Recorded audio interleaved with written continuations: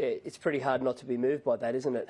Yeah. Your viewers have heard me speak a lot about the Queensland health crisis and figures like 43% ambulance ramping and the fact that we've got thousands of people waiting over a day in an ED. They really ram home. But I want to paint a picture of what things are like for people in rural Queensland. And the area that Joe lives is an electorate called Callide, represented by a bright young bloke in my team called Bryson Head.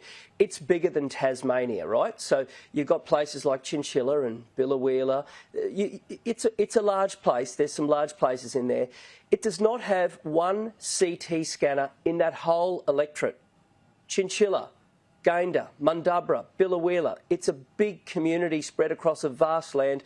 Not one CT scanner, not one maternity ward. There's not one place that a woman can have a baby, and it's bigger than Tasmania.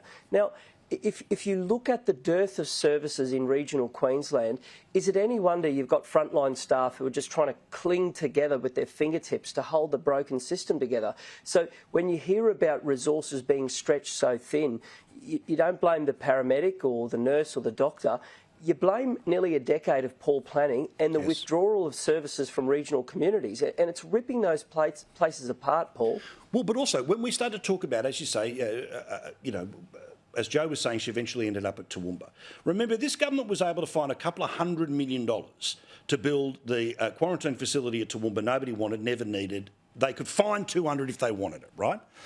They could find money tomorrow for Chinchilla if they wanted to. But for whatever reason, they don't. And maybe it's because they go, they're probably going to vote blue anyway. There's not enough of them on social media. They don't know enough people in the press gallery. So sadly, look, I'm sorry what happened to Clayton, but... It's not about how people vote. Good politics is about doing right by communities, regardless how they vote. And you're dead right. There's not a day goes by. I had it again today where someone doesn't raise with me that waste at Wellcamp. And it was nothing but a political get square. And it was $220 million on nothing but just trying to send a message to Canberra, childish, juvenile.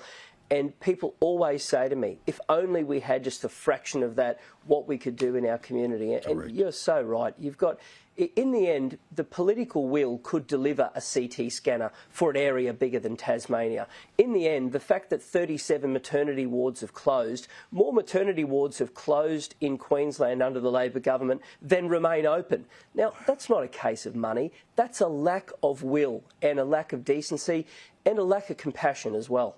I'm with you. David, thanks for the chat. Do appreciate it. Look forward to talking again. And again, strength and love to Joe, to Clayton, to all of their family. And again, I just keep thinking about there's plenty of those moments where you never thought you'd end up being the full-time carer. To all of those people that are watching us, strength and love. Thank you for what you do for your families and our community. We're in a sec.